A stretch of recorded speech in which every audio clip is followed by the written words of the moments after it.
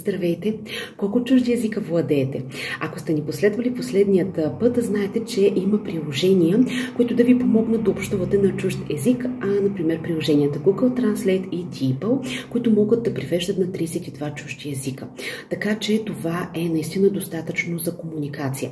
Миналия път говорихме и как тези приложения работят през вашият компютър и как можете да ги управлявате. А днес ще ви покажем как можете да контролирате тези приложения и през вашият мобилен телефон. Така че, нека да разгледаме. Здравейте! Днес ще ви покажем как да използвате DeepL и Google Translate от телефона си, въпреки че можете да го използвате и в браузър като Google Chrome. Най-добрият начин да го направите е в приложението. Освен това е и много лесно, изключително лесно. Трябва само да влезете в Google Play, изписваме, да кажем, DeepL. Ето виждаме, той веднага излиза по подразбиране и съответно се инсталира по този начин. По сходен начин, разбира се, можете да инсталирате и Google Translate.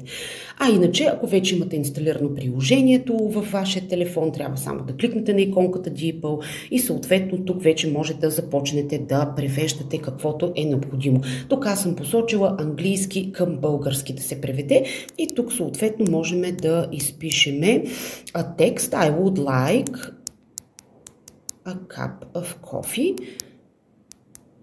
Някакъв примерен текст и ето виждаме как отдолу автоматично текстът вече е преведен, бих искал чаша кафе. Разбира се, може съответно да променим и езикът, на който да се превежда, да кажем може от английски на немски, изключително лесно. По същият начин в долната част, ето тук се вижда едно микрофонче, на което ако желаете с гласова команда, можете също чисто гласово да и кажете текстът, който искате да бъде преведен на съответният език и той ще бъде преведен, като няма да се налага да го изписвате ръчно. Ако искаме да преведем документ, трябва да кликнем на тази папка. От тук съответно по подразбиране телефонът ще отвори нашите документи и примерно тук може да отворим една бордна карта, която е в случаят на английски. Виждаме как тук тя веднага се превежда, това е и текста, съдържанието на самия документ, който веднага излиза като превод. В случая сме посочили немски, можем да сменим езикът и на български.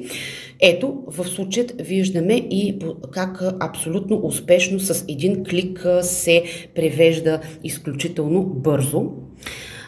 Разбира се, ако излезем и от това приложение и сега отворим и Google преводач, Google Translate, то е на абсолютно същият принцип.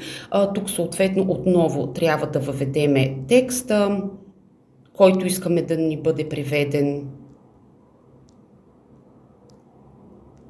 Ще използваме същия текст. Ето по същият начин.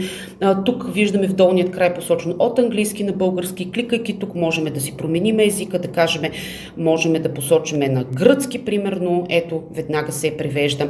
Тук има абсолютно същата функционалност в случаята можете по същият начин. Ето както виждате микрофончето в долният край. Той по същият начин дава възможност да правите и превод гласово, с гласова команда, така че по този начин също можем да запишем глас и той да бъде преведен. Също така можем и по сходен начин да записваме, т.е. по-скоро да превеждаме документи в Google Translate. Благодаря ви много за вниманието и ще се видим следващият път.